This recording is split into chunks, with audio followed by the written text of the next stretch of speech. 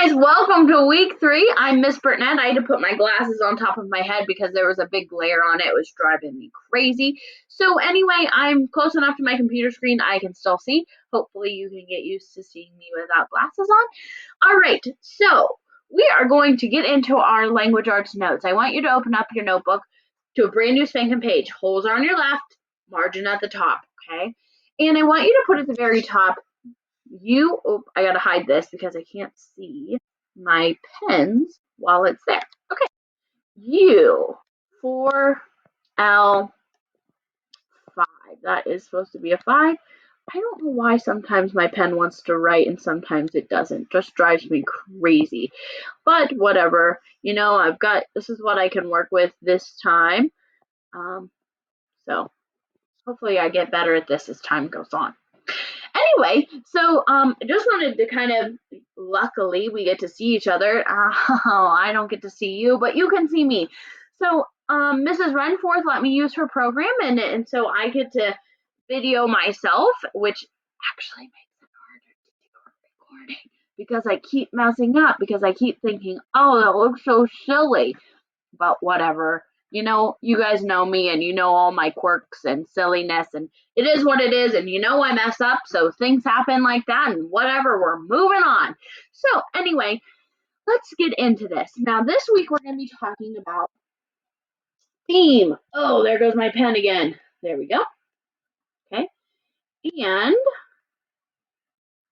you've probably have already talked about theme in your class, and I know you have because whether you have myself, Mrs. Hagen, or Miss Miller, guess what? You've talked about theme.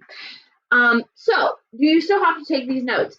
Yes, absolutely. Yes, you do. Don't even play with me. You know what you have to, okay? So theme is the life lesson the author's trying to teach you. Let's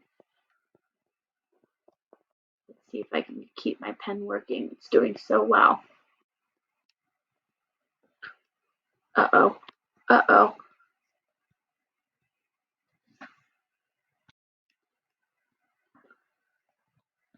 Is trying to teach you.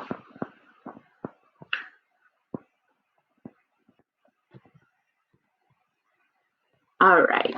So I want that to be in your notes. You need to have that in there. The theme is the life lesson the author's trying to teach you. Okay, guys, here's the thing about authors. This is kind of crazy. They don't just write books to give you pointless information. No, actually, they want you to learn something. They want you to become better people from reading their book. So they make the characters go through these situations and these problems and solutions and all these different things in order to teach you how to be better. Okay, so it's the message they're trying to get across something. Have you ever heard a story from your parents or grandparents and they were like, oh, don't be like me when I was a kid and blah blah blah blah blah blah, and I did this and did that? Well, guess what? They're trying to teach you a lesson. They're trying to teach you a life lesson. Da da da da. They have theme in those stories. The theme in those stories help you to become better so you don't make the same mistakes that they do. Now, you're like, okay, Miss Burnett, but how do I figure it out? Well, I'm going to tell you. Let me move my screen down just a little bit so I have some more room to write. And as always, you're more than welcome to pause me. I cannot believe that I say these things out loud, but hey, you can pause me. All right. So you're going to be actually using, what you do is you use the characters' words and their actions. Whatever happens to them in the story, you use those things to help you figure out the theme. So we're going to put here this little bullet point, and my pen, now that's not going to help. Watch. Use, see, use. I wonder if I scroll in just a little bit.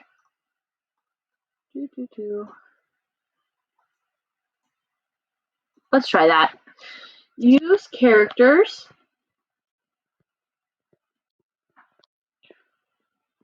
words, and actions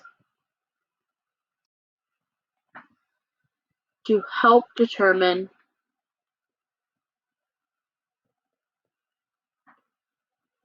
the theme. All right. So you'll use what they go through. What do the characters go through? How do they feel? What do they say? What do they do? And it helps you come up with this life lesson, this theme. Okay. So let's do an example. EX, I'm going to use for my example, and I'm going to move my screen again. Okay, sloppy handwriting. Hopefully yours is much better than mine, right? I hate sloppy handwriting, but on this, I'm trying, but it's just not working the way I want it to. Okay, so anyway, an example of theme, let's say is friendship. That could totally be a theme. But here's the thing is when you're writing and you're explaining what the theme of a story is, you can't just put friendship. You have to like say a little bit more. So although theme could be one word, you need to expand upon it and need to make it like a phrase. Maybe the author's trying to teach you how to be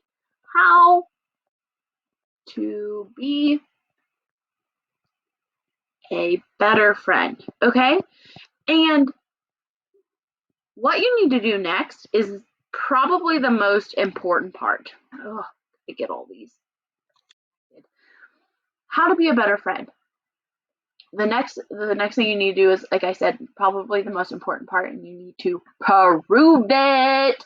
So, like, kind of like I like to move it, move it. You know that song? Now you're saying, I like to prove it, prove it. I like to prove it, prove it. That came from Mrs. Renforth too. Shout out to Mrs. Renforth. Way to go, Mrs. Renforth. You're helping us with theme. Okay, so you need to take examples in the story. What did the characters do? What did they say? How did they become a better friend? Okay, so that's how you're going to prove it. Now, what's really cool is I could have a whole different answer, and you could have a different answer, and your classmate could have a different answer. But as long as we can prove it, we have the right answer. Okay, so that is an example of a theme. Another one, let's look about, how about trustworthy?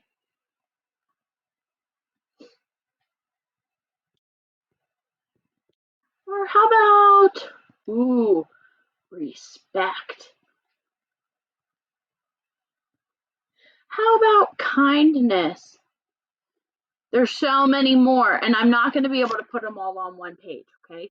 There's just so many that we can go through. But the most important parts that you need to realize is one, it might be one word, but you need to make it into a theme. So the author's trying to teach me to be trustworthy, that people in my life should be able to trust me and my word and what I say. If I say I'm going to do something, I'm really going to do it. You know, the author's trying to teach me to be respectful of other people's things and how I treat other people. The author's trying to teach me to be kind, okay, to strangers or whatever it is, because you never know what people are going through. So there's a whole different list. Now, I made my video this large because I bought a book. Yeah, I know. I was so excited when this came in. Yay! Okay, this is called The Cool Bean. Now I'm going to try to move my screen this way just so you can see when I read. Hopefully this is going to work out. The Cool Bean. We're going to read this. I'm going to read this. You're going to try to figure out what the theme is, okay? Watch out!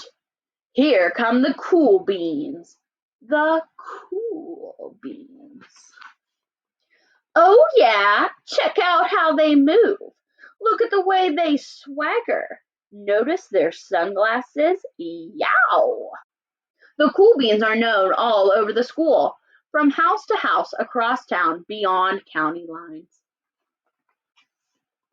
In the olden days, last year, we were all one big pot of beans. We were a mixed bag, but somehow it worked. Yep, those were the good old days. And then we stopped seeing each other as much. Sigh. That's just how it is sometimes. You spend less time together, even though you're not totally sure why. I watched as the beans I knew so well, the beans from my own pod, became the cool beans. Oh, they were so cool. One of them could play the guitar. Cool. One of them could draw the best superheroes. Cool. One of them could jump higher than any bean I'd ever known. Cool. Me? Well, I mostly stayed the same. Sure, I made some small changes. I wore sunglasses. Too big. I slicked my hair back. Too slick. I strutted around. Ow! I swaggered. Oof. I was still picked last for everything. My clothes never seemed to fit. I snorted when I laughed. Honk. I walked into stuff. Oomph. I was an uncool bean for sure. I started thinking of myself as just a common bean with no special skills. I couldn't compete, so I didn't even try. I'd never be a cool bean. It seemed like there were two types of beans in the world. There were the cool beans, and then the beans like me. The days all blended together. I lived my life and things were just okay. I took tests and ate lunches and mostly kept to myself. The cool beans continued being cool. I mean, sure, I missed them a bit, but it's not like I was going to say anything. I felt like all that coolness had gotten in the way of our friendship, and that's how it went. Until one day, I was in the cafeteria and I dropped my lunch on my loafers. Oh no, not again. But then something sort of miraculous happened. Out of nowhere, one of the cool beans helped me clean it up. He didn't even say anything. He just gave me a nod, and that was it. Later, I was out on the playground. I tripped and scraped my knee and maybe cried a little bit, and everybody saw it. Another one of the cool beans came to my side, and without a word, he dusted me off. Hmm. That afternoon, I was sitting in class. I wasn't really paying attention. I didn't notice, but our teacher had called on me. Everybody stared. I sat there in silence. Nobody said anything. And then everybody just laughed. That was it. After today, I was officially a has-been. Oh, a has-been. But then one of the cool beans stood up and came over to me. Everybody watched. She leaned in close and whispered, "Hey, the teacher asked you to read from page 32." Then she gave me a quick wink and went back to her seat. It was a small gesture, sure, but it was also everything. I like this. I don't know if you can, whoop, I don't know if you can see this, but they're reading The Great Gatsby. I think it's great. I walked home with a goofy smile on my face. I smiled all the way through dinner. That day made all the difference. It was a day that could have been really bad, if not for the kindness of a few cool beans. It gave me a shred of confidence. That shred of confidence has continued to grow. Somebody had my back, or a few somebodies. After that, I started hanging out with the cool beans again. How've you been? Get it? How've you been? Look how funny. Not all the time, but sometimes, at lunch, after school, and even on the weekends. Throughout all of this, I realize it's not about how you look or any of that other silly stuff. It's about a wink or a nod or a smile at just the right moment. It's about dusting somebody off and helping them again and pointing them in the right direction. You need a hand? Yes, please. Now that's cool. The end. Okay, so let's talk about, I'm going to move my computer back. Let's talk about the Cool Bean, okay, and the theme that could be in it. So I'm going to scroll down here, and I am going to get out this pen, and I'm going to title this, oh, my pen's not working, The Cool Bean is what the title of this book, okay? And I'm looking for the theme. Oh, not beam, bean. Good grief. I'm thinking theme and I'm writing bean. There we go. The Cool Bean. So we're trying to figure out what life lesson is the author trying to teach us? Like, what is the author really trying to get across to us? All right. So if I look back on this and I'm thinking about what he went through and what he said and what he did, well, I noticed that he tried really hard at the beginning to be part of that cool group. He wore sunglasses. He tried to, where is that page? He tried to walk with swagger and he was trying to slick his hair and he ended up trying to wear clothes but they didn't fit, so he just tried to be whatever, average. Well, what ended up happening was he needed some help one day, and one of the cool beans came over to help him, right? And they all did something special for him, and he realized that being cool has nothing to do with what you look like, how you dress, what clothes you wear, what shoes you have on. It has nothing to do with that. Being cool has everything to do with the way you act. So actually, I believe that's what the theme is. So let's put here, theme.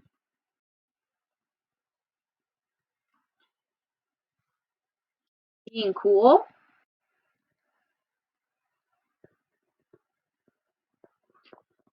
is all about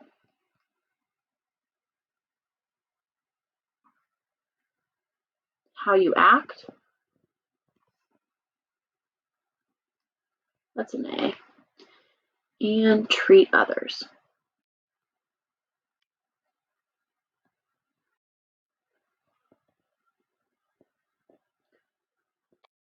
Okay.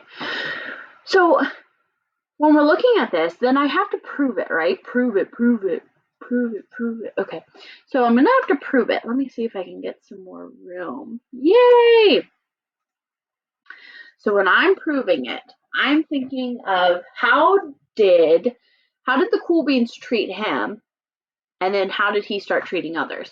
Well, they helped him, and they dusted him off. I'm going to put that dusted him off, right? And what else did they do? Oh, winked at him, right? Like they were kind. They winked at him. They were showing him kindness. Let's see. What else did they do? Oh, they helped him find his place. Helped him find his place. I think one that, what else happened was they they didn't care. Like the one that helped him find his place. Let me see if I can find that page really quick.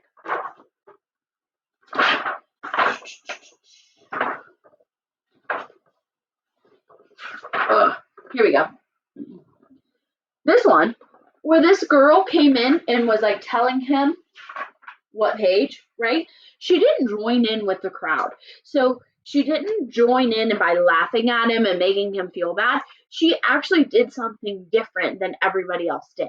She did the right thing, even though everyone else was doing the wrong thing.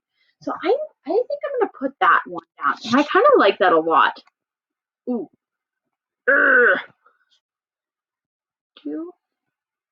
Doing the right thing. Even if people are doing the wrong.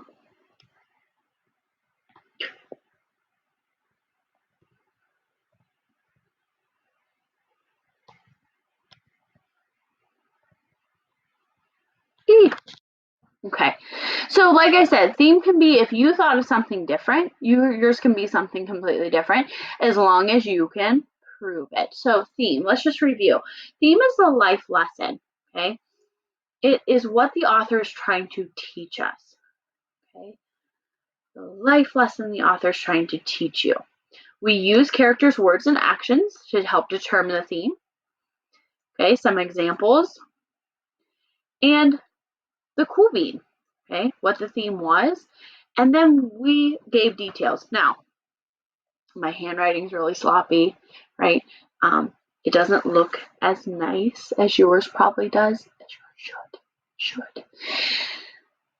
But that's okay. So when you're writing things, I want you to know that these are our notes. So we did bullet points, but when you're writing, you'd have to do paragraph format, okay? And know that, because I'm sure that this week you might have some assignments that you might have to do something like that with, all right? Okay, guys, I love you. Know that we miss you so much. We wish we could be together, but keep doing your great job.